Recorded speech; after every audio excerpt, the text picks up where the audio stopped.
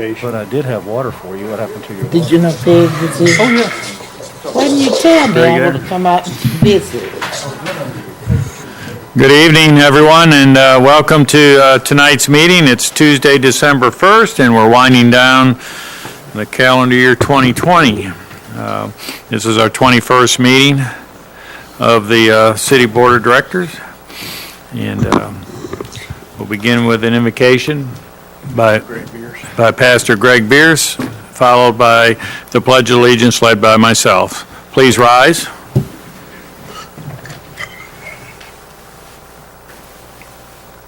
Would you guys join me in prayer? Father in heaven, we thank you so much for this day that you've blessed us with, Lord. We thank you for this city that you've given us and the wisdom in this room. Father, I pray that your Holy Spirit would be present and that you would fill all of these leaders with wisdom and discernment to make decisions that honor you and that would be good for our city. Father, we remember that you are the Lord and King of our city, and we serve you.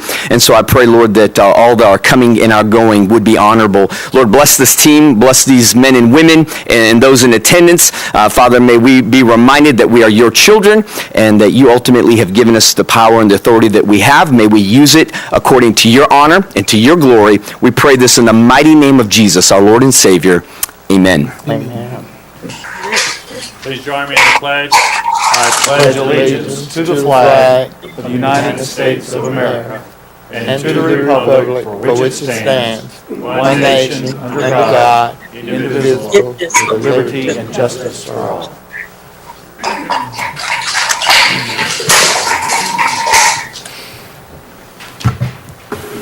We'll call this meeting to order. Please call the roll.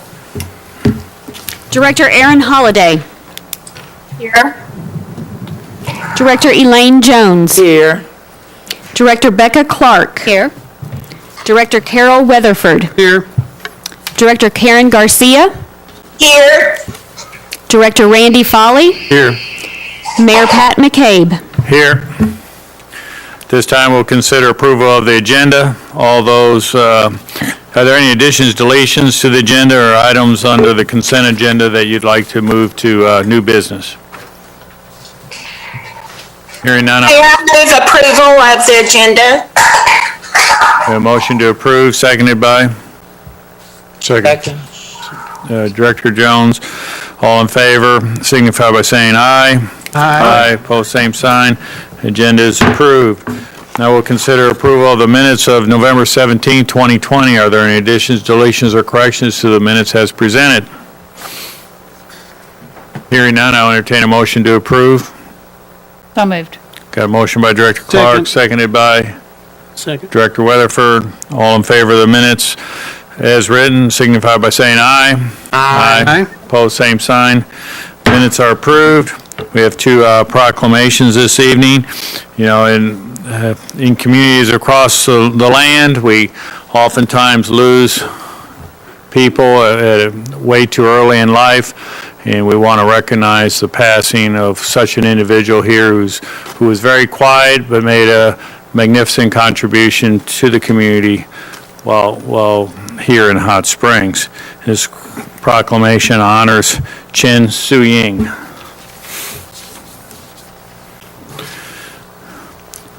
Proclamation is called Call Me Sunshine. Whereas Su-Ying was instrumental in the design and financial support of the monumental sculpture Mother Nature created by her husband Shu Longwall on Central Avenue in downtown Hot Springs.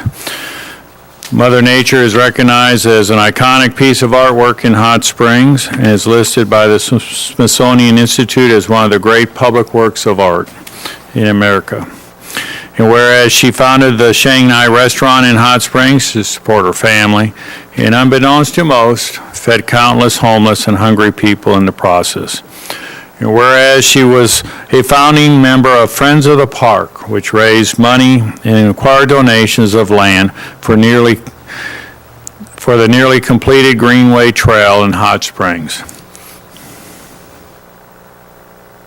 And whereas Su-Ying encouraged young people to reach for their dreams and partially funded the sculpture Reach for the Stars at the Oak Lawn Visual Performing Arts Magnet School. campus as a constant reminder of these values in the community. And whereas in her humble way, she deliberately and regularly provided financial contributions for local artists in the community, supporting the local economy and improving the quality of life in Hot Springs. And whereas Shu Ying was proud of her family in every way, supporting her husband as an internationally renowned artist, as well as raising a son and daughter, both of whom are physicians, providing medical care for the Hot Springs community. And now therefore, I, Pat McCabe, Mayor of the City of Hot Springs, on behalf of the Board of Directors of the City of Hot Springs, do hereby honor Chen Su-Ying and her contributions to the quality of life in Hot Springs, Arkansas. I witness whereof I have set my hand and caused the seal of the city to be affixed on this first day of December, the year of our Lord, 2020. The family is unable to be here tonight, but I'm going to present this to Director Foley, who will present it to them at a later date. Director Foley.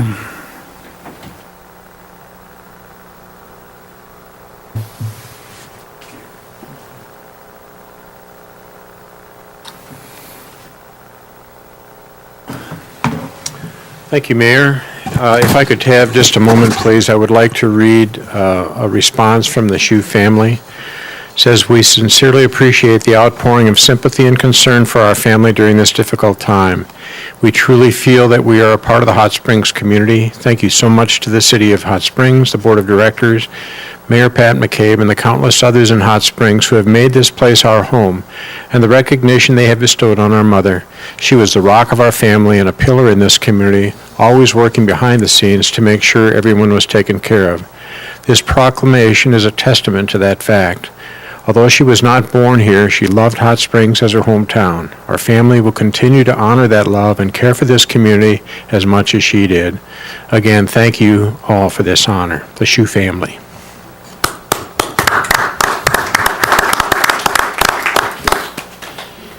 Thank you. Our next order of business is the proclamation declaring the 2020 general election results. I, Pat McCabe, Mayor of the City of Hot Springs, Arkansas, do hereby proclaim that at a general election held on November 3rd, 2020, in the City of Hot Springs, Arkansas, the following votes were cast for directors of the Hot Springs Board of Directors. District 1, Mark Toth, 792. Director Aaron Holliday, 895. District 3, Susan Jones, 502. Seth Lawton, 151. James Kendall, 374. Marcia Dobbs-Smith, 631. District 6, Renee Westfall, 554. Kim Weatherford, 515. Stephen Trusty, 2,292. Given this first day of December 2020. Signed, Pat McCabe, Mayor.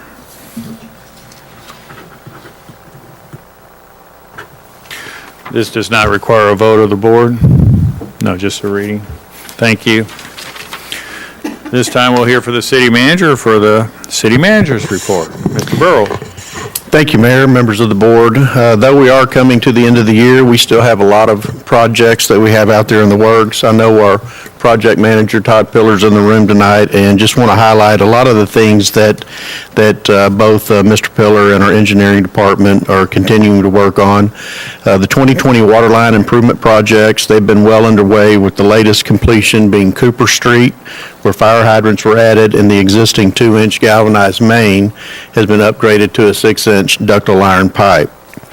Cooper Street has already been milled and is ready for paving crew to start next Monday, this coming Monday. Upgrades on Freda Street and Woodlawn Avenue are next on the list.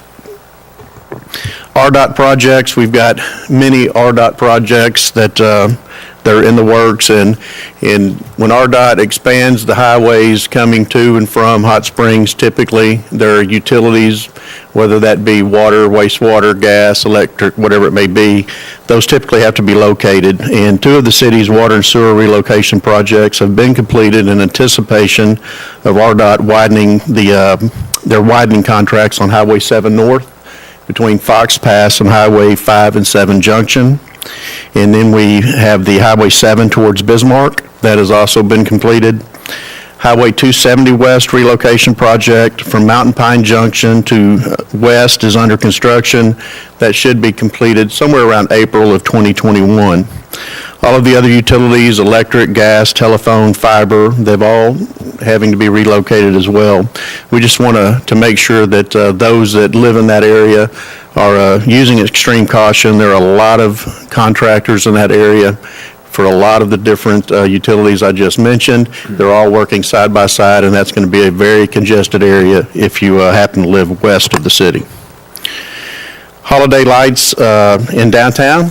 Mayor McCabe flipped a switch this past week, last Monday, in Arlington Lawn to illuminate downtown Hot Springs with more than 1 million lights and displays.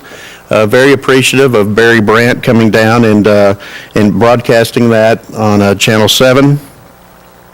And just want to invite everyone to come down and enjoy the lights, walk through some of the displays that we have, whether that be there at Hill Wheatley or Adair Park. Please remember to use the social distancing and the mask. Masks are very important when you're walking in those settings. There are a lot of people downtown, and we want you to have a fun, safe, enjoyable time while you're enjoying the lights, but please make sure you're safe as well as those that are around you. Sidewalk repairs completed on 4th Street, another project out of our engineering department. Improvements and repairs were completed on the sidewalk on 4th Street from West Grand all the way to Hobson. There are a lot of schools in that area, and so we're very happy to see that improvement take place. Hollywood Healthy Trail work. You may see a lot of work being done in the Hollywood area, and we're building a trail from Hollywood Park to Malvern, and the first phase of that, I believe, is to Moat Street, and that's well underway, and that's a very needed connection for the neighborhoods to, whether they bicycle or pedestrians, to be able to walk this trail and get down to the Hollywood Park. The board has recently approved one of our first projects of the new water supply, and that's the the water main that will be coming from the intake over to the Lake Ouachita plant. We call it the Lake Ouachita plant, even though it's on Upper Lake Hamilton. Bell Construction wasted no time getting busy. They've already installed the new raw water valve and had that tie-in, so it's ready. So as that line begins to come from the intake site, we'll have that valve and ready for the connection there at the Upper Lake Hamilton, Lake Ouachita current water supply site. And then finally, the paving program, Phase 3. We're about to wrap that up, and we seem to always cut this very close to the weather. As weather starts getting in the temperatures that it is now, it's very difficult to continue the paving. But as I just mentioned, we'll have Cooper completed on this next Monday. We've already finished Broadway, and we still have some work to do on Hobson Avenue and then Walnut Street. So that's coming along well, and just really appreciate the work that the engineering department and Mr. Pillar has been doing on those projects. Really a fine job. And then last, the city cemetery. Many of you were contacted, I don't know, 16, 18 months ago, maybe 2 years ago, from Miss Karen White.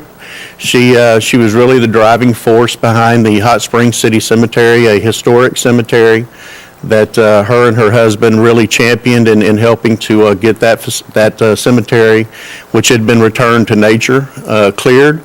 We brought in the archaeologists from Henderson and helped us identify a lot of the grave sites that are still there, and we're able to catalog those. But tomorrow morning, nominations of properties for consideration on the National Register of Historic Places will be considered. Due to COVID, this will happen as a virtual meeting, but it will be broadcast live on Facebook at the Arkansas Historic Preservation's Facebook page. It's going to start at 9. We think the Hot Springs City Cemetery will probably come on somewhere between 10:45 and noon. But that's a lot of work by just a couple of individuals who are out there almost every weekend for a year and a half, and really appreciate both Brian and Karen for the work that they did, and pushing us to make sure that we saw that come to fruition, and just really appreciate their work, and hope they're successful in getting the Hot Springs City Cemetery added to the National Register of Historic Places. Mayor, that completes my report. Very good, thank you. This time we'll hear announcements of upcoming events by the city directors. Any director with an upcoming event they'd like the public to be aware of? Mr. Mayor? Director Garcia.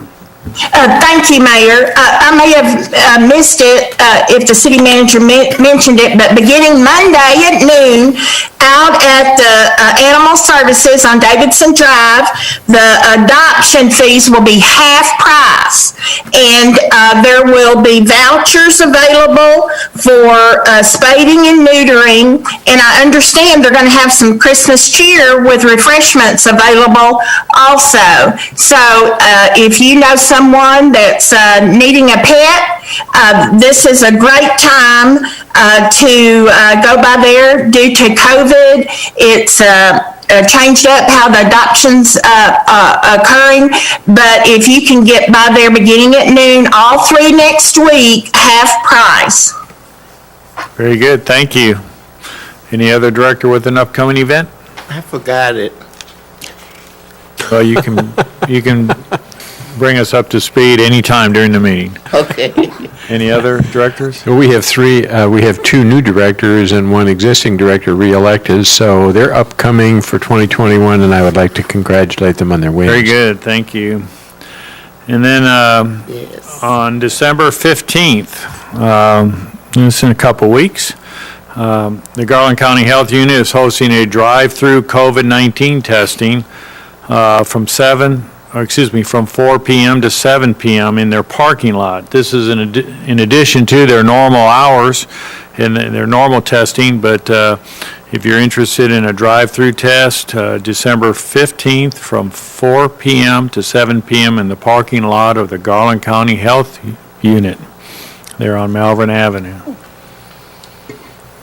Mayor? Yes, Director nearly- Clark. Nearly forgot, it's this Saturday, December 5th.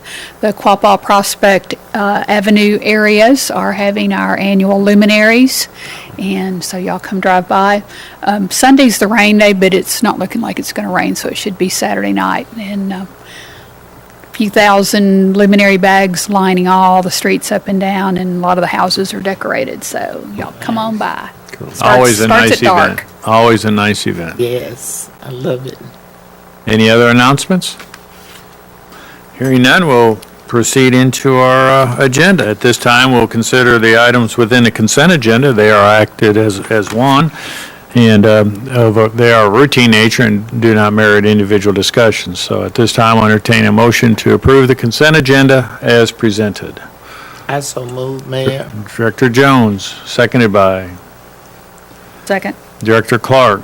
All in favor of the consent agenda, please signify by saying aye. Aye. Opposed, same sign. Consent agenda is adopted. We have 4 action items under new business, and the first is a resolution R2175, and I ask City Attorney to read by title. Resolution R2175, a resolution adopting a budget for the city of Hot Springs, Arkansas for the year 2021. That concludes your reading, Mayor. If you would, entertain a motion second to adopt and have discussion, if any. Very good. Motion So to... moved. Second. Director Foley, seconded by Director Weatherford, and our staff report will be provided by Doretha Yates, Director of Finance. Welcome. Thank you, Mayor, and good evening. My pleasure to bring you the 2021 budget for your adoption tonight. This total budget is $134.6 million, which is several different funds for the city of Hot Springs. One of the great things about the budget this year is this is the first time, I believe in my memory, that we brought a budget for the general fund that was balanced by current year revenues. So I think that's a really good thing. All the numbers in detail were in your packet, so I won't belabor those numbers. But we have a balanced budget tonight for your consideration. Very good. Well, we worked long and hard on that. I know the staff did as well. Any questions of Ms. Yates from the board? I don't have a question, I understand the total work hours that everyone puts into the budget process, and the staff and finance and each department work so hard. They make it easier for us as board members to go through and review and ask and answer any questions that we may have. So thanks to everyone. Yes. Very good. Any other comments or directed to Ms. Yates or? Hearing none, thank you. And I do not believe we had anybody sign up to speak on this item, but we'll give anyone an opportunity here today to come forward. At this time, we'll have discussion amongst directors. Any discussion amongst directors? Hearing none, please call the roll. Director Holliday. Aye. Jones. Aye. Clark. Aye. Weatherford. Aye. Garcia. Aye. Folly. Aye. Mayor McCabe. Aye. The resolution is adopted. This time we'll consider Resolution R2176 and ask the city attorney to read by title. Resolution R2176, a resolution approving a second substantial amendment to the Community Development Block Grant Fiscal Year 2020 Annual Action Plan as amended to reallocate $126,825 in CDBG CV funds to eligible COVID-19 prevention and response rent and utility emergency subsistence payment activities. That concludes your reading, Mayor. If you would, entertain a motion second to adopt. Motion to adopt. So moved. Director Weatherford, seconded by Second. Director Clark. Our staff report will be provided by Ms. Kathy Selman, Director of Planning and Development. Thank Welcome. you, Mayor. Good evening. This is a resolution which would adopt a second CARES Act-related amendment to the 2020 Community Development Block Grant Annual Action Plan. This is a federal program, so we have a plethora of initial-based references in here, so hold on to your hats. On March 27th, the Coronavirus Aid, Relief, and Economic Security Act, or CARES Act, was enacted to respond to the growing effects of the COVID-19 public health crisis and included an additional $254,473 in Community Development Block Grant, or CDBG CV, funding through the U.S. Department of Housing and Urban Development, or HUD. The first amendment to add CARES Act funds to the 2020 Annual Action Plan was adopted on July 1st in Resolution 9662. It allocated $126,825 to provide personal protective equipment, PPE, testing, and medical supplies to low to moderate income and limited clientele residents. These medical supplies needs are now being met through other state, local, philanthropic, and federal sources. The amendment tonight proposes reallocating $100,000 to provide 3-month emergency rent subsistence payments and $26,825 to utility assistance for eligible Hot Springs residents experiencing a financial or medical hardship as a result of COVID-19. We've been working with area nonprofit organizations to better understand current programs and unmet needs of low and moderate income, elderly, homeless, and other vulnerable populations. Through these conversations and review of data trends, it has been determined that the $126,000 would be best used to address a looming unmet need for rent, gas, and electric emergency subsistence payments to prevent homelessness after the national CDC eviction moratorium ends on December 31st, 2020. These assistance programs would be administered by an experienced nonprofit following a request for proposals. The programs would be managed in accordance with all CDBG regulations.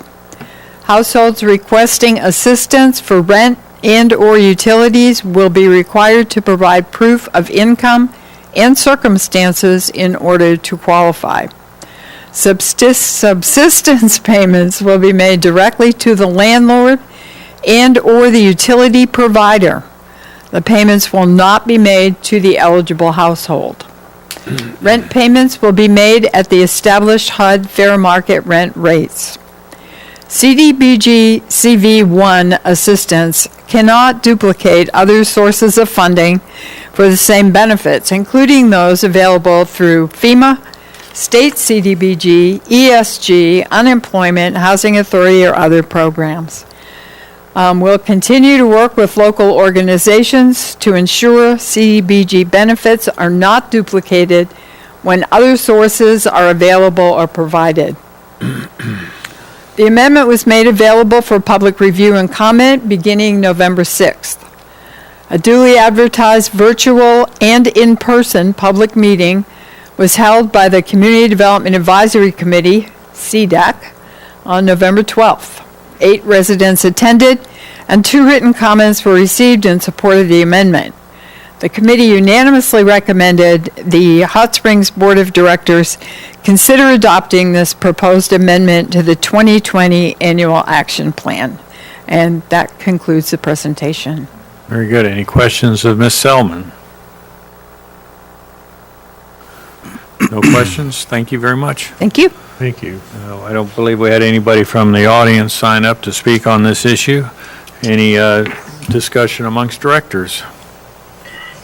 Mr. Mayor, there was an article this past weekend regarding the people facing eviction, and in Arkansas, it listed up to 50% of people are facing eviction in first quarter or end of the year and in January. So this is a very much needed assistance plan, and I commend city management and Ms. Selman and her team in working with the nonprofits to best use these funds from the CARES Act availability for CDBG and looking to the needs of our citizens. Thank you. Thank you. Any further comments from directors? Good move. At this time, we'll entertain a roll call. Director Jones. Aye. Clark. Aye. Weatherford. Aye. Garcia. Aye. Folly. Aye. Holliday. Aye. Mayor McCabe. Aye. Resolution is adopted. Our final 2 action items are ordinances, and the first ordinance will be 020-49. I'll entertain a motion to suspend the rules and read by title. I so move. Got a motion by Director Garcia, seconded by Director Jones. We have a motion and second to suspend the rules and read by title. All in favor of the motion to suspend the rules and read by title signify by saying aye. Aye. Opposed, same sign. Motion is approved. Council, please read by title. Ordinance 0-20-49, an ordinance amending Title V of the Hot Springs Code by adopting an updated business license code, repealing certain ordinances, and for other purposes. That concludes your reading, Mayor. If you would, entertain a motion second to adopt and have discussion, if any. Motion to adopt. So moved. Director Foley, seconded by Director Weatherford. Ms. Doretha Yates, Director of Finance, will provide the staff report. Welcome. Thank you, Mayor. This item provides a number of changes to our business law code to align it more with best practices and also recognize the fact that we haven't had a rate increase in our business licensing for many years. There's about 4 or 5 major items that it does. It changes the due date, or the past due date. I should say the due date of this is January the 1st. In the past, the past due date has been after March 31st, so there was like a 90-day grace period. This will change that past due date to the last day of February. We'll also add a second layer of penalty Now we have a 10% penalty when it's past due after March 31st. This will add a 10% penalty. Well, it will be a 10% penalty when it's due the last day of February. And then if it's not paid by March the 31st, then there will be additional 30% penalty on top of that. And we're hoping that this will alleviate some of the problems we're having with past dues. We're also changing some of the methods of prorating when people come in during the year, start a new business, and how we prorate that, or when they go out of business and how that's prorated. And then we're also recommending a 2% increase in 2022 and a 2% increase in 2023. We're not recommending any increase for 2021. And this concludes the different items that we wanted to change in this ordinance. Very good. Any questions of Ms. Yates? Is it possible to make a motion to amend that 2% to 5% for 22 and go ahead and do that? Now, can I do that? You can make such a motion. Good. I'd like to make a motion, yes. Do we increase that to 5% for 22? We have a motion by Director Weatherford to increase the rates by 5% beginning in 2022. Do we have a second? Second. Seconded by Director Foley. Any discussion? Please call the roll. Director Clark. This is to vote on the amendment? Amendment only. Right. Amendment only, yeah. Aye. Weatherford. Aye. No. Garcia. Foley. Aye. Holliday. Jones. Aye. Mayor McCabe. Aye. Amendment is approved to the ordinance. Further discussion as amended. For further discussion as amended. Mayor, it may be helpful if Director Yates will again state when the last increase was in the occupational or the business license. Last increase was in 2002. The assessment of a penalty for late payment, what year would that, I know we have a late payment penalty, but you're modifying that. Does that go into effect in 2021 or 2022? It would go into effect in 2021. 2021, so you, again, restate that. So the occupation tax has to be paid by January 31? The fee is due and payable on January the 1st. It becomes late on the last day of February. So after that, that 10% penalty would be charged, and then the 30% would be charged at the end of March. Okay, so, very good. So if you pay prior to end of, Question. go ahead, Director Garcia. If there are businesses that are substantially hurt because of the COVID pandemic, will you work with them on if they have any difficulty cash flow wise to pay it all at once? That is another thing that we were changing, was because there was a provision where they could pay 2 installments, but there was no one that used that provision, so we were taking that out. And we would continue to work with people, but the penalties would still apply if the board passes this.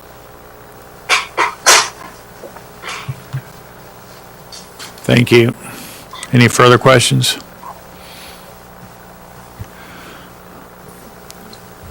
Mr. Albright, we have a motion to the ordinance. Yes, sir. The original motion is still on the floor as amended. Okay. If the board is through with discussion, then you can simply call the roll on the motion as amended. Okay. Any further discussion? Hearing none, will please call the roll as on the ordinance as amended. Director Clark. Aye. Weatherford. Aye. Garcia. No. Foley. Aye. Holliday. I'm sorry, can you repeat that? Aye. Thank you. Jones? Aye. Mayor McCabe? Aye.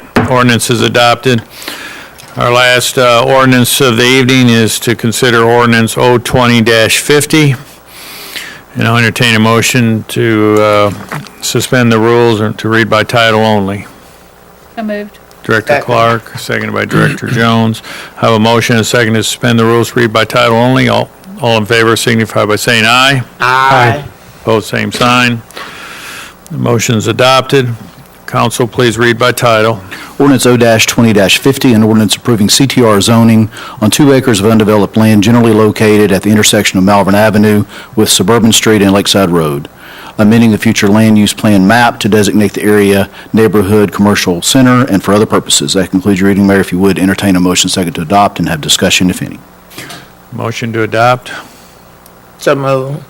Second. Director Jones, seconded by Director Weatherford. And I know, just a reminder that these come to us in the affirmative, and that doesn't necessarily represent what the Planning Commission has recommended. But we'll hear from Director of the Planning and Development, Ms. Selman. We vote no. Thank you. Thank you, Mayor. Q Barnhurst is representing the client and property owner, James D. Green, Morano LLC, and he is appealing the October 8th, 2020 Planning Commission decision to not recommend approval of CTR commercial transitional zoning for property located at 2105 Malvern Avenue. In the original application, the applicant stated the reason for the CTR zoning application is a significant change in physical, economic, land use, or other conditions, which is a standard of Hot Springs Code Section 16-11E1. He specified those changes as rezoning the land now known as Arlington Park subdivision to R3 residential, rezoning Oak Tree Park subdivision to C3, as well as other rezonings for banks, medical clinics, and restaurants. Uses permitted in the CTR zone, that is, allowed without Planning Commission conditional use approval, are single-family attached and detached dwellings and multifamily dwellings up to 12 units per acre. The application proposes no specific commercial use. Commercial uses in the CTR zone require Planning Commission conditional use approval of a specific development plan. If an applicant specifies a use, it would be for illustrative purposes only when requesting a zone such as CTR. Such an illustration cannot bind future development because CTR zoning cannot be conditional, that is, limited to fewer specific uses than otherwise allowed in a zone district. Naming or limiting specific use or uses can be done by PD, Plan Development Zone, but not CTR. And the CTR uses are defined in the Hot Springs Code in the Table of Uses. The subject 2 acres are multiple undeveloped lots and parts of lots of the surrounding single-family neighborhood. The south from this, along Malvern, across Lakeside, are large single-family residences and 7 Oaks, a residential neighborhood on just over 2 acres. Across Malvern Avenue is Hot Springs Country Club, R2, with a future land use plan map designation of recreation open space, in Arlington Park subdivision, a newer R3 single-family residential development, which is still ongoing. The Hot Springs Code states that rezoning must convincingly demonstrate that the character of the neighborhood will not be materially or adversely affected by the uses permitted in the proposed change. Several neighboring landowners and residents testified earlier this year in July, in person and in writing, when this applicant made an earlier application for C3 commercial zoning. The neighbors stated that commercial rezoning would materially and adversely affect the surrounding neighborhood. And also in 2011, application for commercial rezoning was not approved. Many letters and petitions representing at least 4 dozen neighbors in opposition were submitted in October prior to the Planning Commission meeting, again citing incompatibility with existing residential character, among other concerns. The findings in the staff report to Planning Commission were that the application fails to demonstrate convincingly that a zone change from R2 to CTR will not materially or adversely affect the neighborhood.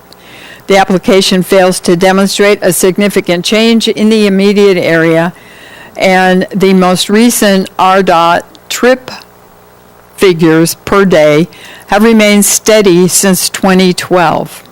Hot Springs code requirements for zone change are not met.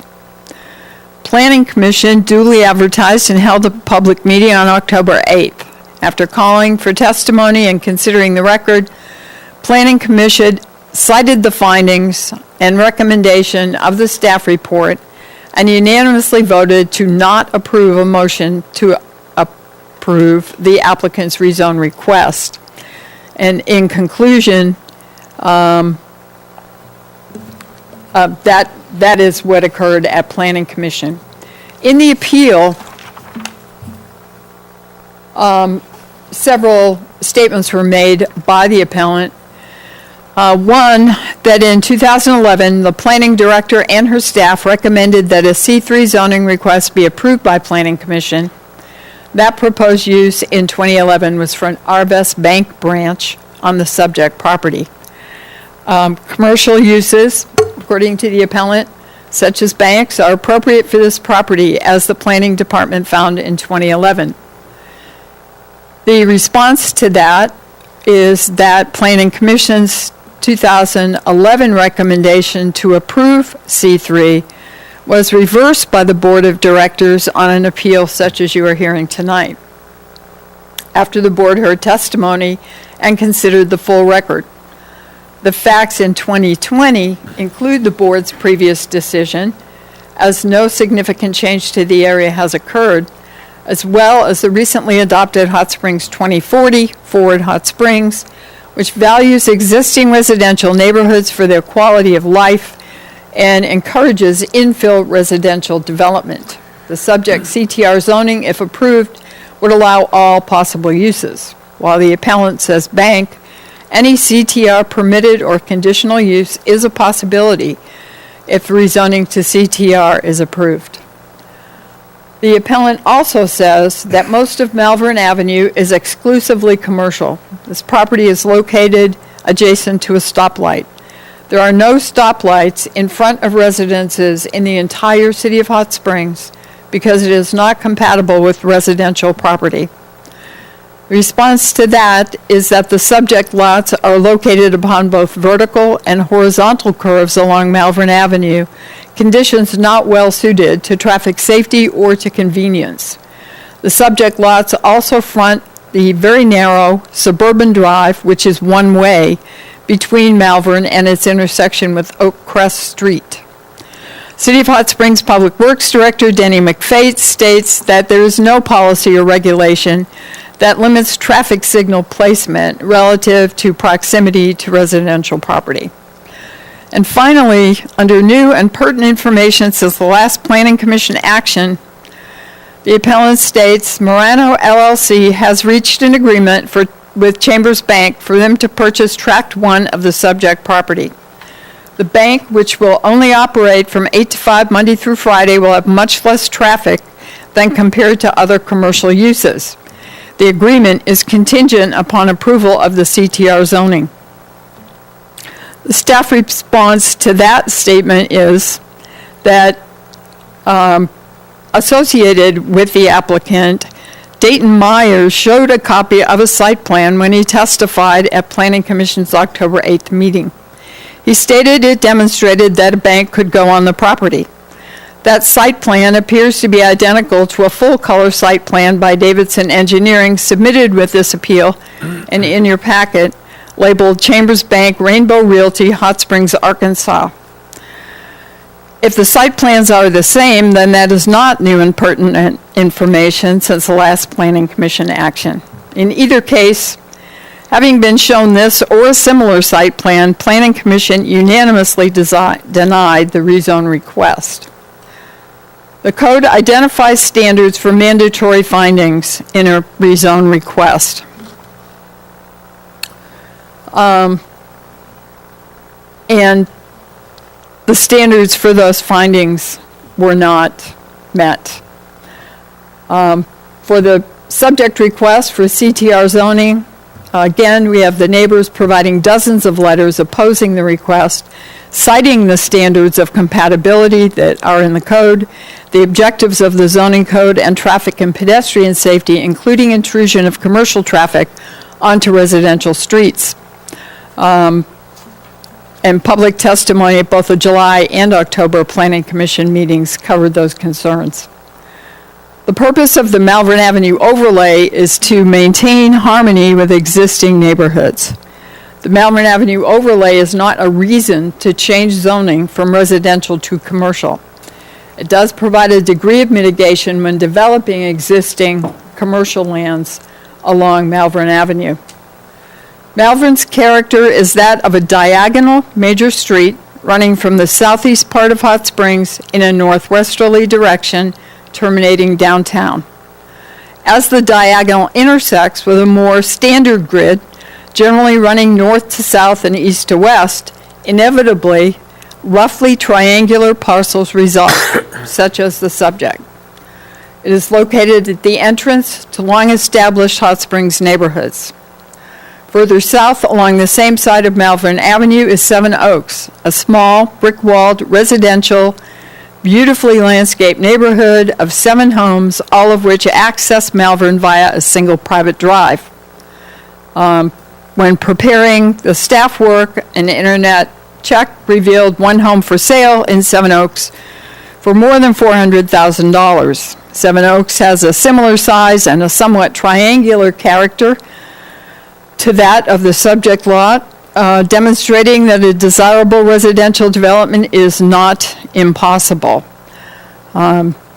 So the appeal fails to demonstrate that a reversal will better serve the health, safety, welfare, and morals, and the standards of Hot Springs Code, Section 16-11E, for a zone change are not met. And that concludes the presentation. Any questions of Ms. Selman? Thank Ms. you. Stone, Director Garcia. did you say how many accidents had occurred in that area? I heard you speak of the traffic. I did not. Do you have that information? I don't. Okay, thank you. Any further questions of Ms. Selman by the board? Thank you. We have a number of individuals who have signed up to speak, 1 and 4, and a number of against. 7 against. Just remind everybody we have a 3-minute time limit. I do understand that both sides may have legal counsel representing them, and so we can be somewhat lenient on that. But for the balance, please recognize your 3 minutes. And, we're all here to listen to the testimony being provided and certainly do not wish to have any applause or booing or hissing or anything like that. We're just interested in hearing the facts. So at this time, we'll call upon Mr. Byron Hurst, and please come forward and state your name and address, please. Thank you, Mr. Mayor. My name is Q. Byron Hurst, and my professional address is 518 Washita Hot Springs. And I represent Murano LLC, who is the applicant. And I'm going to kind of hurry through this because I know we've got time limitations here, but I'm not going to spend a lot of time telling you about the growth and the commercial activity on Malvern Avenue because we all drive by there and we all know that. And we all know that Malvern Avenue is one of the corridors that leads into Hot Springs. When you exit the Martin Luther King bypass coming from Little Rock, North Little Rock, anywhere in central Arkansas, Benton, you're going to get off there and you can go west directly into downtown Hot Springs. And the commercial growth in that area has been tremendous.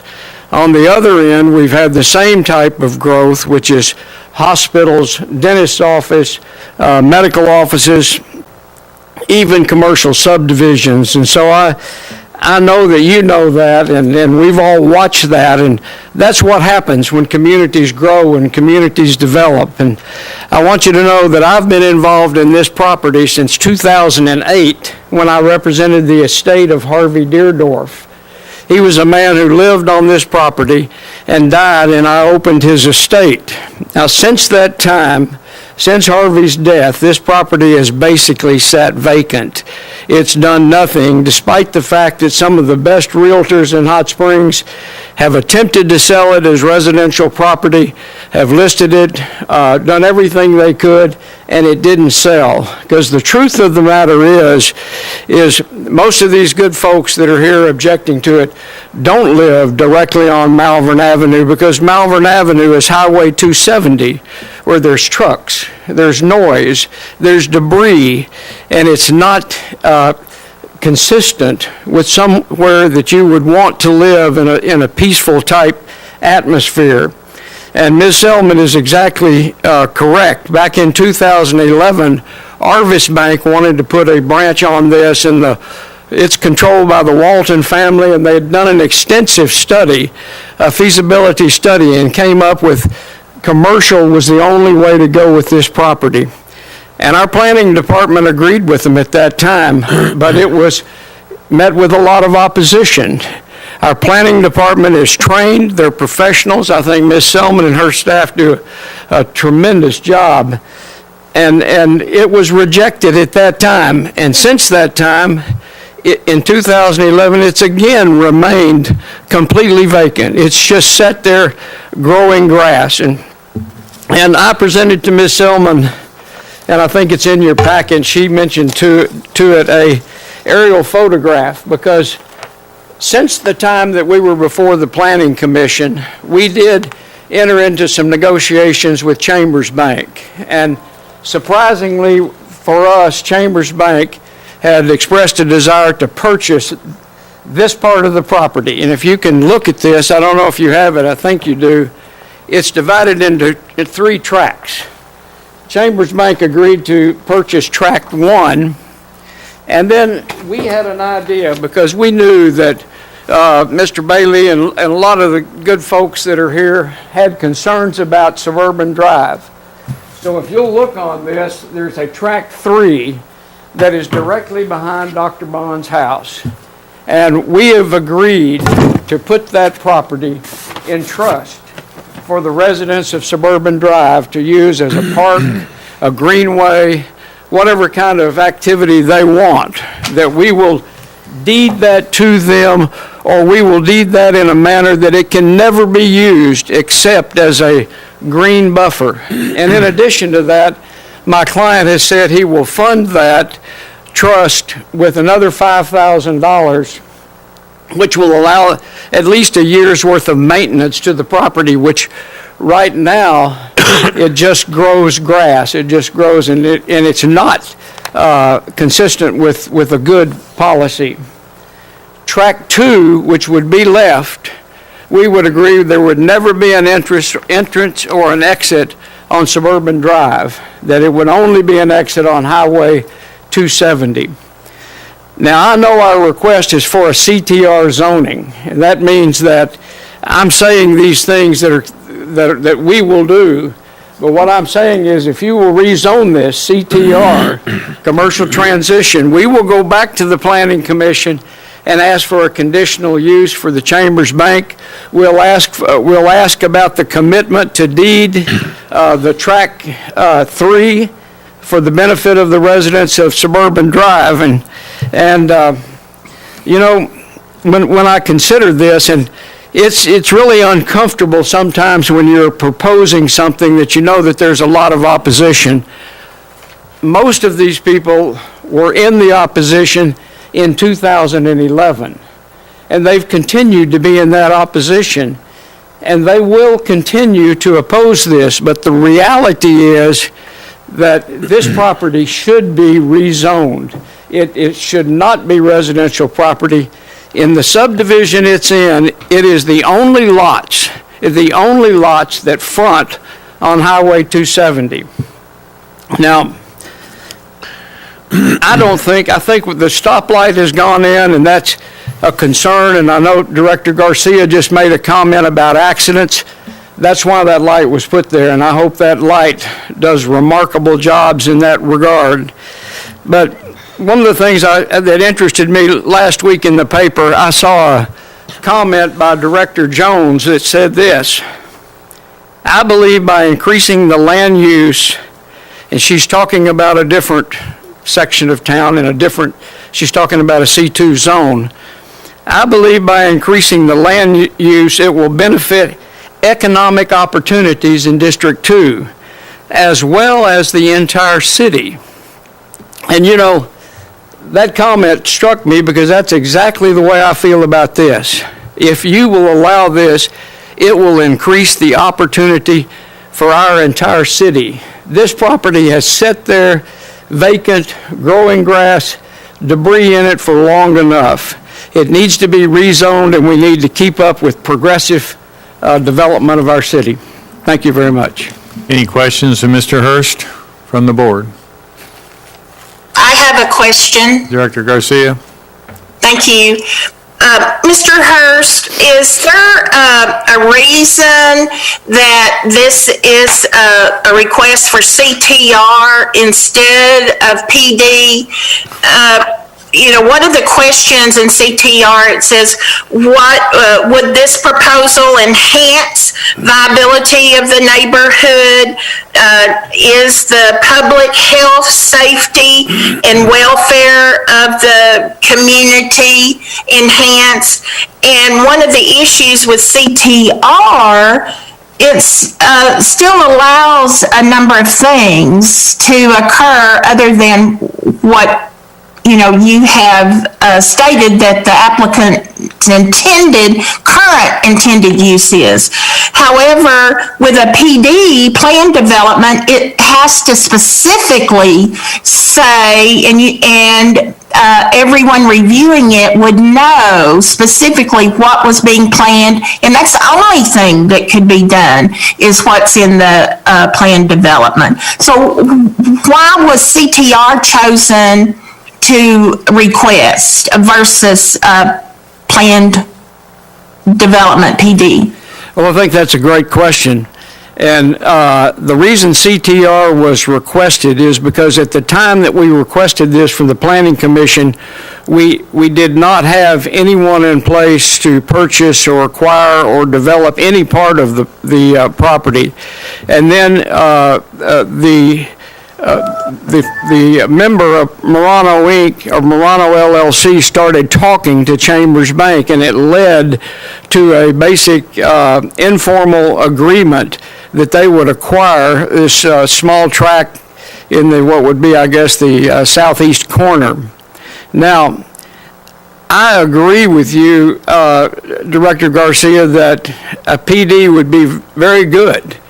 But the way I read the PD zoning, and I'm not great at reading these zoning ordinances or the zoning plan, but when I read it, it looked like you had to have a development in place or recommended for the entire tract.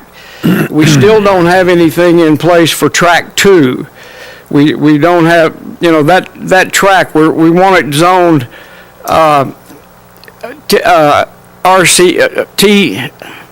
CRTC, anyway, commercial transition. We want it zoned there because when we do find someone, we can go to the Planning Commission on track 2 and ask for whatever development is there. We hope to find something like a doctor's clinic or something of that nature that would be consistent with the other area that's right around there. But that's the reason we didn't go with the PD. Thank you. I have a question of Director Director Selman. Fowler? I have a question of Director Selman. Thank you, Mayor. If this is rezoned to CTR, and there are subsequent developers that want to come in and buy a building that's already built on a CTR property, they can really put anything they want in it as long as it's CTR zoned listed, correct? So what we have today can change in 5 years. Yes. Okay, I don't understand how any of this application, the burden is on the applicant, I believe, to demonstrate that it's not going to have a material adverse effect on the subdivision or change the character of the subdivision. I can't seem to get past that. Go ahead. Yes, I am, Attorney Hurst.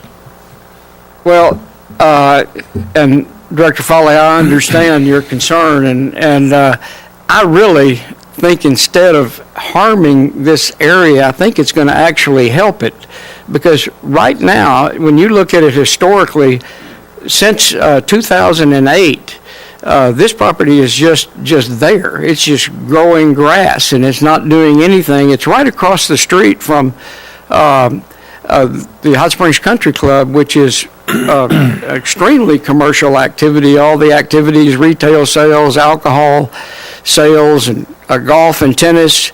And to have a piece of property that you just want to sit there because no one wants it as a residential area, and it can't just blend there. We've got to go on with progress. I don't think it'll hurt them at all. I think it'll be extremely beneficial to that area, to everyone that lives in that neighborhood. I drove that, and I'm not sure I'm convinced of that. Thank you. Okay, thank you. Thank you. Any other questions by directors to Mr. Hurst? Thank you. Thank you. This time we have a number of individuals who signed up to speak against the ordinance. Mr. E.B. Scott. Ms. E.B. Scott, excuse me. Please come forward and state your name and address, please. Thank you. My name is Elizabeth Scott. The address is 1100 West Capitol Avenue in Little Rock, and that is, we represent the Hot Springs Country Club as well as the Arlington Park facility that's in development and rapidly increasing housing. I want to thank the city directors as well as the Planning Commission for their time for Hot Springs. And I also would like to say that the Planning Commission's decision well represents our concerns.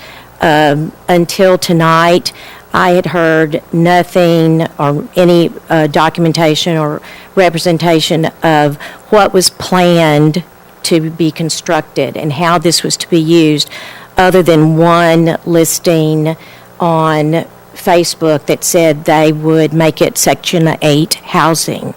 I think a commercial encroachment is a cause for concern. I think it will detract from the recreational and residential atmosphere that is in this immediate area. I certainly don't consider the Hot Springs Country Club nor Arlington Park to be considered commercial. And more importantly, the safety concerns at these entrances are serious and have been ongoing. We do hope that the new signal that is put in place will help slow the traffic that has always been a rapid pace along this section of a very residential and beautiful section of Malvern. I don't think that any additional commercial would be beneficial to this area at all. Any questions of Ms. Scott? Thank you. Thank you. Dr. Barney Bond? Please come forward, restate your name, and provide your address, please. My name, excuse me, my name is Barney Bond, and I live at 108 Suburban Drive. Thank you for the opportunity to speak in opposition to the rezoning petition on the property at 2105 Malvern Avenue. This property and my property are both part of the Suburban Heights subdivision, which is a residential subdivision that originally was developed in the late 1940s. This subdivision is surrounded by a number of other residential subdivisions, including Bel Air, Eastgate 1, Seven Oaks, Baffin Ridge, and Arlington Park. At this time, there are no commercial developments in the area encompassed by these subdivisions. This property under discussion for rezoning forms the entrance to the Suburban Heights subdivision from Malvern Avenue. The property had a home on it for most of the last 70 years that was owned by the Deerdorfs. When Harvey Deerdorf died, the Deerdorfs bequeathed the property and the home to the Catholic Church. Mr. Green, the current owner of the property, bought the property about a year ago, back in January 2020, for the price it was appraised at for residential development. He was aware, or should have been aware at the time that he purchased the property, that it was zoned R2, that it was part of the Suburban Heights subdivision, and that there actually was a deed restriction allowing only single-family residential development. Somehow Mr. Green has been able to get the deed restriction removed and is now attempting to have the property rezoned for the purpose of either developing the property commercially or constructing a multifamily complex on the property. Both of these are purposes that are contrary to the intent for which this property and this residential subdivision were initially developed. Allowing this property to be so developed would detract from the overall appearance of the surrounding residential neighborhoods and would adversely affect their property value. Additionally, any type of such development would increase the traffic on the residential roads surrounding the property. These are roads that were not constructed for commercial traffic. They're narrow. They have no sidewalks. The local residents use the roads for various activities, including jogging, biking, and walking their dogs. More traffic would increase the risk for personal injury. There already exists a number of locations along Malvern Avenue on either side of this residential neighborhood. They're zoned for commercial development. There's no need to encroach in these residential neighborhoods and insert in the middle of them either a commercial or a multifamily development. You know, I've drove by this property every day of my, for the last 10 years or so, and for the most part, the only sign up there was a sign advertising the property for commercial development. I never saw anybody that attempted to market this property for residential development, and I think that's one of the reasons that it's stayed unsold for the last 10 years. I strongly oppose the rezoning of the property. Thank you. Thank you. Any questions of Dr. Bond? Thank you. Biddy Martin, please come forward and restate your name and address, please. I'm Biddy Martin, 107 Bel Air Drive. I'm before you tonight to ask that you not consider the ordinance 02050, which would approve the CTR zoning on 2 acres of land at the intersection of Malvern and Suburban and Lakeside Road. This property is a tiny portion of land in a large residential neighborhood. Allowing it to commercialize in any way would be an encroachment on the well-being and safety of neighbors in a 4-block radius. The property is already on a dangerous curve with a new stoplight. Anything other than a single-family home on that property will be a deadly accident waiting to happen. We are the last large parcel of neighborhoods without commercial developments on Malvern Avenue, and we ask that you vote it to remain that way. Thank you. Thank you. Were there any questions of the presenter? Director Peggy Murther, please come forward and restate your name and address, please. Peggy Maruther, 203 Bel Air Drive. I didn't think I'd be back here again. I am opposed to the rezoning at 2105 Malvern Avenue. As was stated by the planning director, the CTR would not provide any guarantees for what really could go in there. Just as we finally approach the installation of the traffic light at Lakeside and Malvern, someone wants to increase the traffic. It's not easy, as was stated, to get a traffic light because it met the standards that the highway required. My mother lived, I think, 25 years at 101 Lakeside Road, and she would call me and she would tell me there's another fatality. And she eventually moved to the other side of town.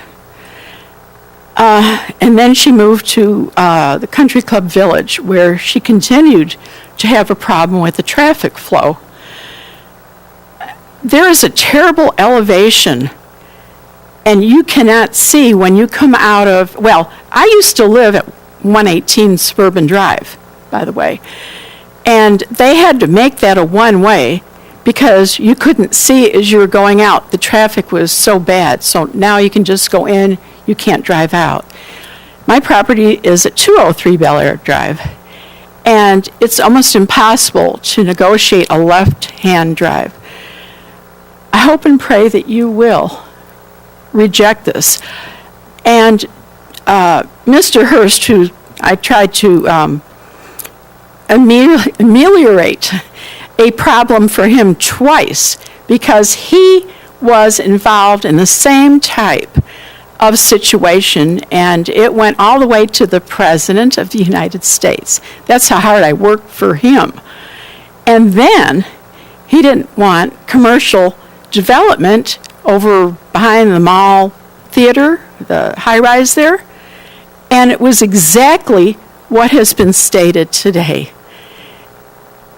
Everybody knows that if there's something good coming to your neighborhood, you cheer it on, you welcome it. I spent 19 years trying to save every single neighborhood that I could, even in the county. And some of you probably remember that. Mayor McCabe, you wanted water for Christmas. We got you water. Do you remember that? Quapaw Prospect, it was called the city as a subdivision. I believe Director Selman still has that plan. I tried everything for every neighborhood that came before the city board as long as I could. I thought 19, 20 years was enough because I did work a year before trying to save the neighborhoods. And this doesn't just affect Bel Air Drive or Suburban Drive or Lakeside Road. This, as was stated, will affect Country Club Lane, Town Square, St. Charles Place, Seven Oaks, Baffin Wood, Baffin Ridge. There are very few neighborhoods left that are not gated or have cul-de-sacs. The neighborhoods are the backbone of the community. Without a neighborhood, you don't really have a community. Okay. I don't want to move too Director Merther, can you gated. just provide a closing comment? Thank you. That? Closing comment, please. Okay, Your time limit is exhausted. okay. Yeah, I've gotten a little older and I can't hear that well. Please, I beg you, please don't vote for this. Okay, thank you. Thank you very much. This time we'll hear from Mr. Philip Montgomery. Please come forward and restate your name and your address, please. Yes, Philip Montgomery with the Legacy Law Group out of here in Hot Springs, 135 Section Line Road. And I represent Barney and Valerie Bond, and Dr. Bond has already spoken. I really don't have a lot to add to it. I won't pile on, but I do want to point out that it's important that the Planning Commission heard all of this testimony just a few months ago and voted against the request for the zoning plan designation 7-0. and Director Selman came up here and gave a point-by-point breakdown on why they are recommending that the request not be granted. So I want to just follow up on that point, that the Planning Commission voted 7-0. It was a unanimous vote. There are certain burdens that have been placed on the applicant here. To Director Foley's point, it doesn't appear as though they've met those burdens. Mr. Hurst attempts to shift that burden by stating that, our plan is we're asking for CTR here because we really don't have a plan, but it's really no harm, no foul, because if we do eventually develop a plan, we have to go back to planning anyway. But as Director Selman pointed out, that's not necessarily true. That's not correct at all. There are certain residential uses. In fact, almost all residential uses can be made on that property with a CTR designation without having to go back to planning. It would really only be for commercial uses that they would have to go back to planning. And a final point that I would want to make here is the mental picture or the satellite image that Mr. Hurst wants to put in your mind is really not to scale. He talks about doctors' offices and medical clinics and other banks in the area. This property is not near any of those commercial properties. Now, they may be near them in a big scale overarching, I'm looking down at a satellite image view, but as you're driving through this area, they're not close. This area is surrounded by all residential subdivisions. It's surrounded by Seven Oaks, by Baffin Ridge, by Bel Air, by Suburban Heights, by Arlington Park. The only use in this area that is not single-family use is the country club across the street. And one could hardly say that a country club is commercial use. It is open, it's an open area that is, primarily recreational and residential in nature. So the use here of a bank or some other unknown use, Mr. Hurst referenced the fact that they don't know what they're going to do with Lot 2 or Tract 2 or however it was designated. Those uses are not consistent with single-family use. And the individuals who purchased property in this area, Dr. Bond included in 1993, and any other person who purchased property in any of these several subdivisions, purchased these properties not only under the belief that they would be single-family only, but under residential restrictions, residential covenants and restrictions, whether it's a bill of assurance or covenants and restrictions on their deeds, that they would be single-family only, and through a zoning designation with the city here. So to change this property that sits in the middle of a residential use to a CTR designation for some unknown future use is not consistent with the city plan for the area to be low-density residential. Thank you. Any questions of Mr. Montgomery? Thank you. Thank you. Dr. Russell, please come forward and restate your name and your address, please. Thank you. I'm Mark Russell, and I live at 102 Whispering Hills Street for the past 30 years. And I don't really have a lot more to say to you than has already been said. I agree with all of the opposing opinions. I will say that this is the third time I've been in this chamber, twice for the Planning Commission. I had planned on coming to you for an appeal earlier in, I think, September that didn't happen. And I was not alone. We filled up your lobby with people from Eastgate 2. We have a neighborhood Facebook page. And we had planned to storm City Hall tonight with people from Eastgate 2, which, as far as I can tell on that page, there's not a single person who is for this proposal. They're all against it. With the wisdom of Director Foley and the idea that this might become a super spreader event, my neighborhood said, okay, we'll stay back. I'll come in and represent Eastgate 2.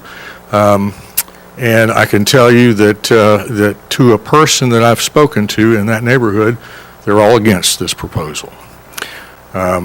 We broke the rules the last time we were here at the Planning Commission, and people clapped and cheered out in the lobby loud enough that it could be heard in here, so maybe it's better that we're not all here tonight. But I thank you for your time.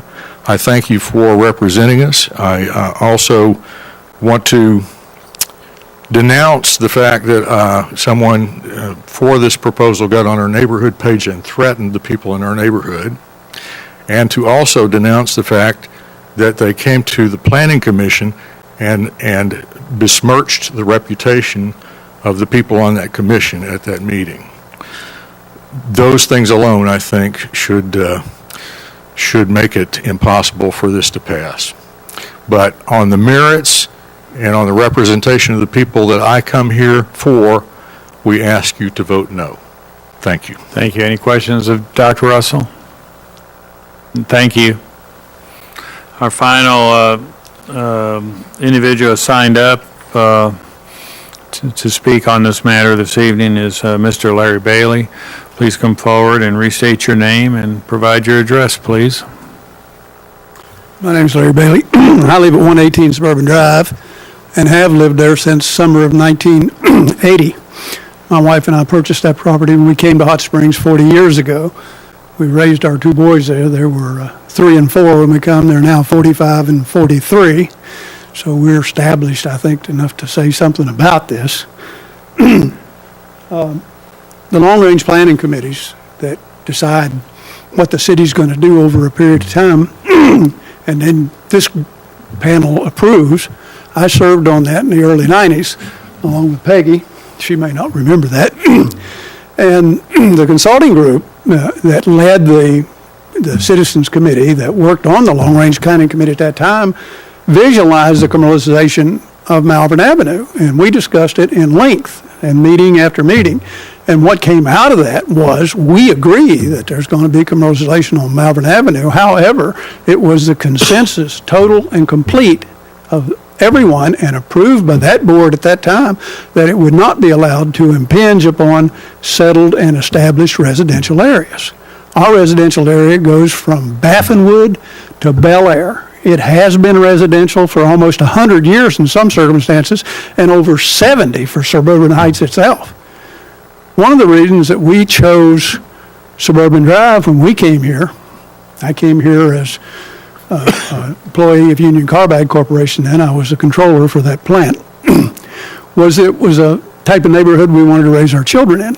At the time that we came here, there were over a dozen children under the age of 12 on Suburban Drive, which is only a block long and has about 16 houses on it. It was a wonderful place, and it still is. I've watched it gentrify, if you will. When we came here, we were probably 1 or 2 of the youngest on the street, and now we're the oldest, I think. Dr. Bond may tell me I'm wrong, but I believe I'm older than he is. I'll be 77 next week. And it's still a thriving community. In the last 3, I say last year, there's been 3 houses on Suburban Drive that have been purchased by young people with children and completely renovated. They've ripped out the floors in them, they've repainted them, they've redone them, they've trimmed the trees back. It's not just an established residential area, it is a thriving residential area. I've put more than twice the money I paid for that house back into it in the last 40 years, and we're still changing things. My wife's never satisfied. But it really is. It will impinge upon us. It'll increase the traffic. And one little thing I brought up in the planning committee, I think that's something that you all really need to consider. It's really 2 1/4 acres. You commercialize it, you pave it, and put it under roof.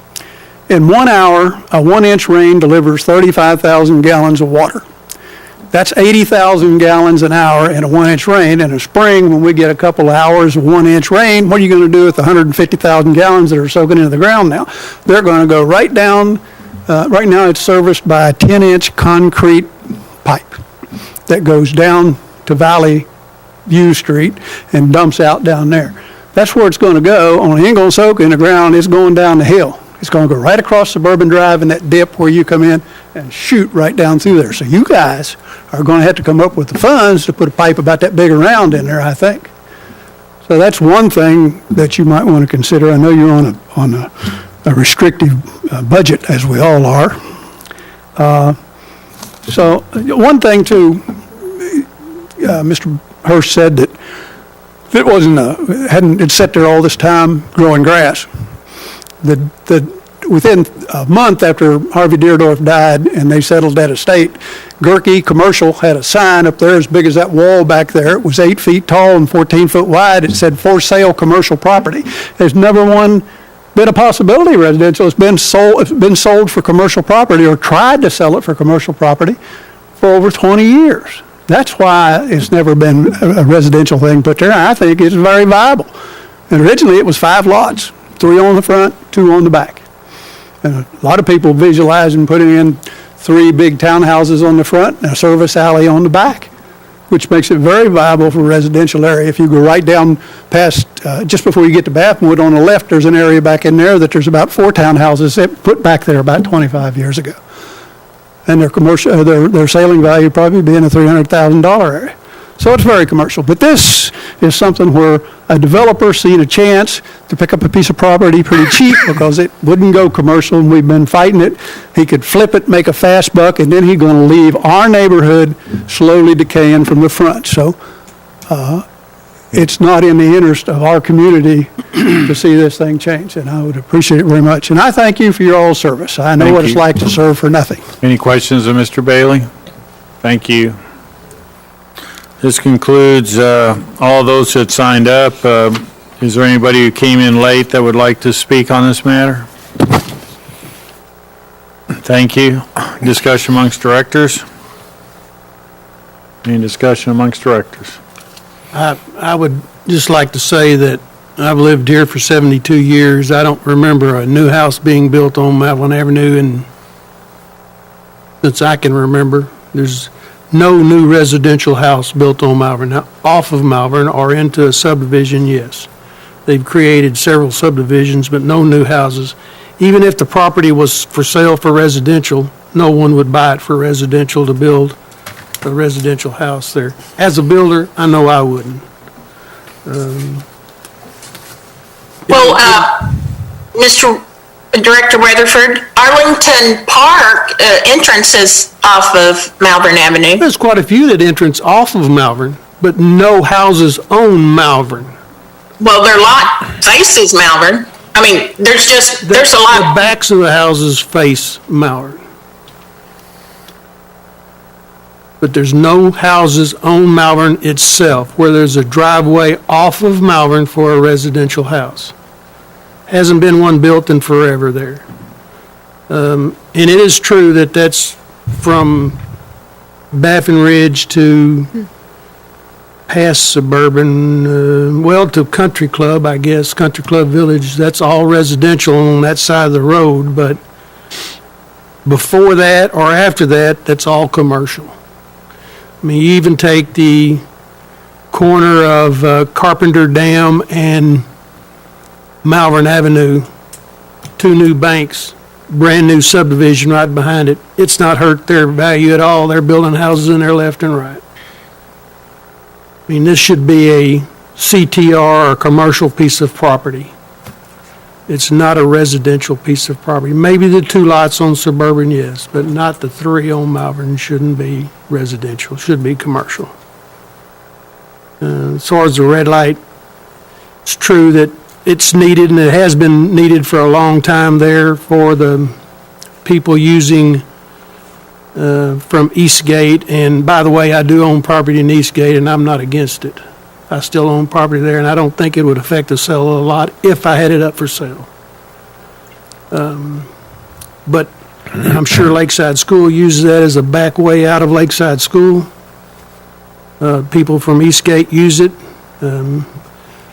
Even before the light went up, if I was in Eastgate, I didn't come to the light or come to Malvern on Lakeside. I actually turned before there and went a couple of streets down to get off because that is a bad intersection, yes. But that's not a residential piece of property. Very good. Director Filey? You know, I think there's a lot of opinion about what is appropriate for that piece of property, but I do know this board has committed for some time to protecting neighborhoods and growth and development around it. This piece of property happens to be, in my opinion, a prime piece of property for commercial development to the detriment of the residents. The applicant still has not met the Hot Springs Code that requires, quote, rezoning must convincingly demonstrate that the character of the neighborhood will not be materially or adversely affected by the uses permitted in the proposed change. We have seen nothing that addresses that. There's a lot of opinion, but that doesn't protect the neighbors. Any other comments from directors? I got one more. Yeah, Director We Weatherford? not long ago, 6-8 months ago, we approved a change at the end of Buena Vista with 30 or 40 people standing up here saying they did not want Wayward Winds at the end of Buena Vista. But yet we approved it to the dismay of all the people who live down Buena Vista, which is a one-lane road, very narrow, bad curve, bad entrance off Central. But yet we put something at the end of Buena Vista that's going to make who knows how many cars down there additional every day when it's all completed. Director Garcia? Thank you, Mayor. Director Weatherford is correct. I voted against that, but the majority of the board voted for that at Buena Vista and it passed. But this is a little different in that that was a planned development. They laid out what they were going to do. CTR, we can't answer these questions to determine if it meets the standard because we don't know. Whatever CTR will allow can be done. So I oppose the change and I agree with the neighborhood, and I agree with the planning commission on this. Thank you. Very good. Any other comments or questions from the board? Just again, before we vote, this is one of those that if you vote yes, you're approving the rezoning and you're acting against the recommendation of the planning commission. A vote no denies the rezoning and supports the actions of the recommendation of the planning commission. So no is yes. You're about to confuse me here. Yeah, you almost got me going. So you want to So we're all say right? that again? Not going to try, but I think we understand the issue. City Clerk, please call the roll. Director Foley? No. Director Holliday? No. Jones? No. Clark? No. Weatherford? Yes. Garcia? No. Mayor McCabe? No. Ordinance fails. This time we'll entertain Board of Directors items for discussion. Any board member have an item for discussion? Hearing none, we do have a matter to discuss within executive session, and I'll entertain a motion to recess into executive session to discuss the employment of the city manager and the city attorney. I have a motion? So move, Mayor. Got a motion by Director Jones, seconded by Director Weatherford. All in favor of the motion, please indicate by saying aye. Aye. Aye. Opposed, same sign. The motion is approved. Board will now go into executive session.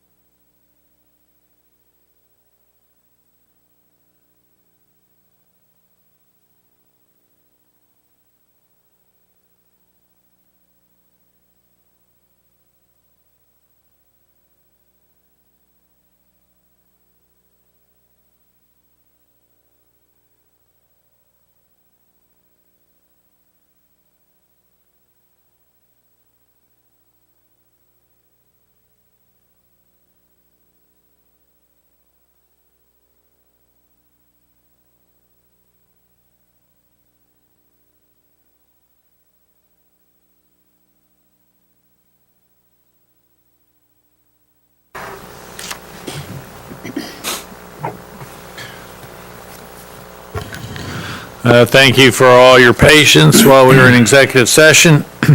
I now call this meeting back to order. The board has completed the review of both the city manager and city attorney. And do I have a motion with respect to the city manager? Director Foley? Mr. Mayor, I'd like to make a motion that we pay an incentive compensation to the city manager of 25% of his current base. Current base, 25%. We have a second. I'll second that. Second by Director Weatherford. Any discussion? Please call the roll. Director Holliday. Jones. Aye. Clark. Aye. Weatherford. Aye. Garcia. Aye. Foley. Aye. Mayor McCabe. Aye. Motion is approved. This time do I have a motion with respect to the city attorney? Yes. Director Clark. Mayor, yes, I would like to make a motion that we provide an incentive pay to the city attorney of 20% of his current base salary in appreciation for the job that he's done. We have a motion. Do we have a second? Second. Second, Director Garcia. Any further discussion? Please call the roll. Jones. Aye. Clark. Aye. Weatherford. Aye. Garcia. Aye. Foley. Aye. Holliday. Mayor McCabe. Aye. Motion is approved. Any further business to come before? Mayor, as a matter of occupational hazard, I suppose, HR and Finance will want to know whether that is a 2020 appropriation or a 2021 appropriation. It'd be a 2020 appropriation. The final paycheck of 2020. Any further business to come before the board? I will say that I will get with Minnie and make sure that everything's as the board directed. Any further, Director Jones? Yes, I move that we adjourn for the night, Mayor. Well, we have a motion. But what time it is? I'll second that. We got a second. And we haven't had a meeting this long in 15 years. It's been a while. Years. I don't know what happened. We got a motion and a second. All in favor signify by saying aye. Aye. Opposed? Stay and turn the lights off. We are adjourned.